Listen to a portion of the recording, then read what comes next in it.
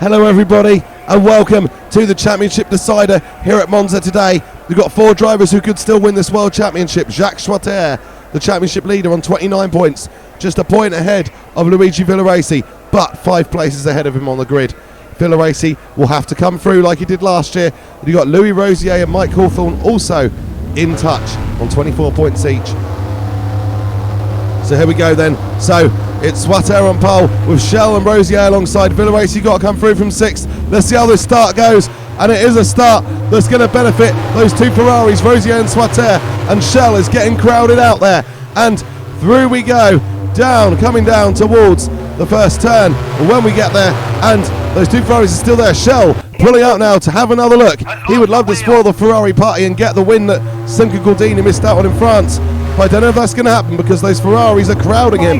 2 in front and 2 behind. And whoa, that's a Ferrari off, and that's Farina. Oh, I briefly thought it was Villoresi, but Villoresi was very, very lucky not to get caught up in that. They were so close to touching, but Farina wheel off and he is out of the race, and that will mean that next season will start very difficult for him as well.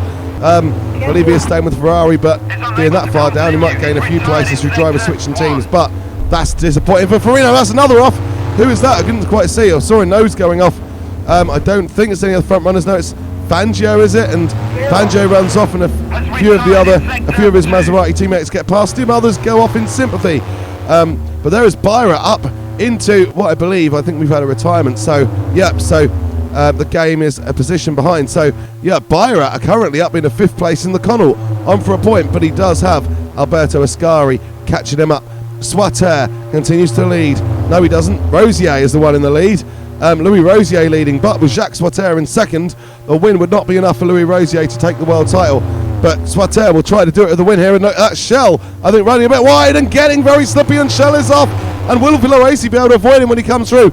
Yes, he can. So Luigi Villoresi up into the podium places. Can he actually deliver a podium today?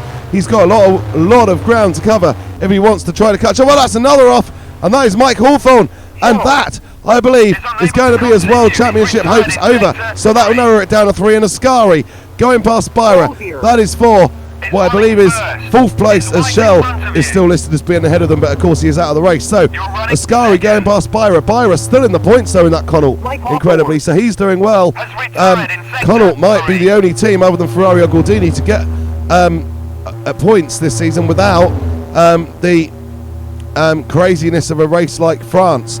So to get points on merit, not that Maseratis and Cooper's points in France weren't merited, they survived, they did the best job, but on merit without rain, Connaught at the moment are on 5th place, but he's still got a long way to go to hold on to that. And Swaters getting over the gravel, that allows Rosier to get away, but most crucially has that mistake cost Swaters the championship, because Villoresi not only is going quicker, but now Swaters has brought Villoresi into his range. If Villoresi passes Jacques Swaters, this all changes, because he is only a point behind Swaters. If he beats him, this will be the world championship. It's whoever finishes ahead basically will win the title, and Villoresi is looking like he's now got a chance to catch Jacques Swaters.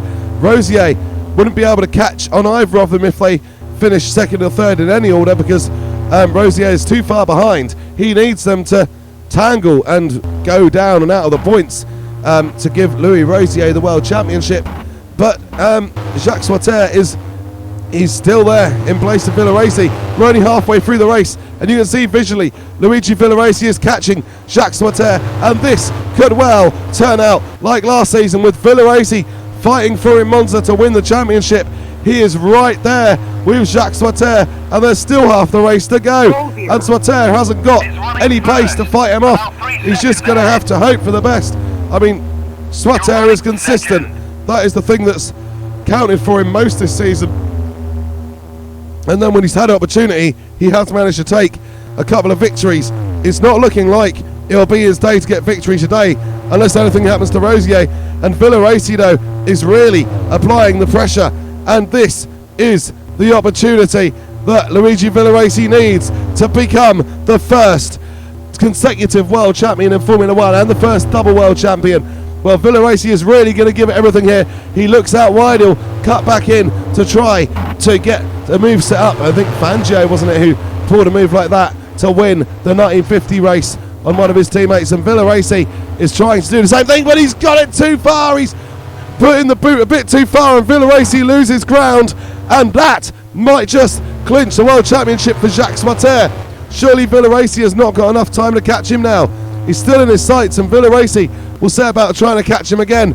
But we are nearly 3/4 of the way through this race, and also Villoresi has got his teammate albertoascari coming up behind him to watch out for, and Trintignant there going inside Galvez. That is for 6th position, just outside of the points, and those Maseratis are running okay. Lang off, as you can see, he's trying to regain the track before Bonetto comes through.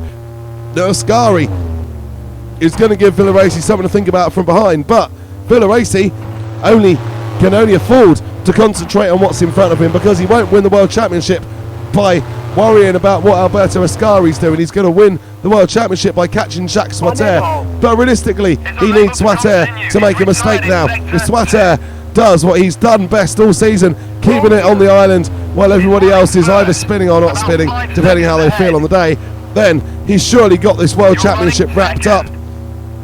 And as long as, of course, the car holds together as well, and the Ferrari reliability has been pretty decent this year. It's been normally the drivers who have caused the issues and when the cars have retired. So, well, it's looking very, very good for Jacques Swaters right now.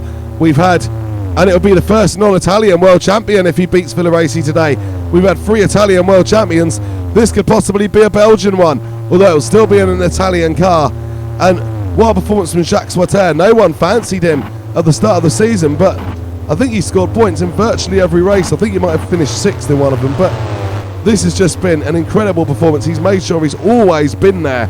And yeah, the one in which he started 6th was the French Grand Prix. Finished 6th, started 6th from Silverstone, and then was ahead of all the other quick cars on the grid, and used that opportunity to win the race. Like every opportunity he's had, he has maximised, even though he's maybe not got, and we keep saying this, and I think we've done him a disservice sometimes, but not got the raw driving talent of a Villoresi or a Hawthorn or even a Rosier. But he's got enough. He's got enough talent, and with the consistency as well. He's driven with his head more than anybody else, and you need your head as well as your heart and your natural pace to win a world championship. Jacques Swaters has done that, and he's done it very well. And Villoresi trying to close it down, but realistically now is just too late.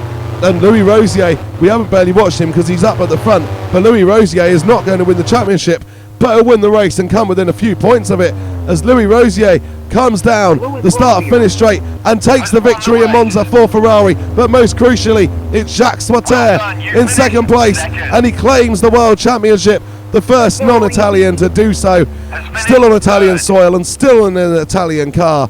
Luigi Villoresi heartbreakingly just misses out, but just one mistake too many. Any of the mistakes he's made in the last few races, had they not happened, he probably would have had enough points to win the world championship. Only 3 behind Jacques Swaters. Louis Rosier, though, finishes the season level with him.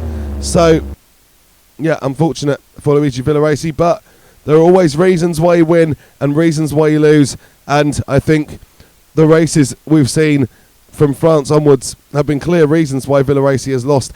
This is his first points since that spin in the French Grand Prix when he was leading that quite comfortably.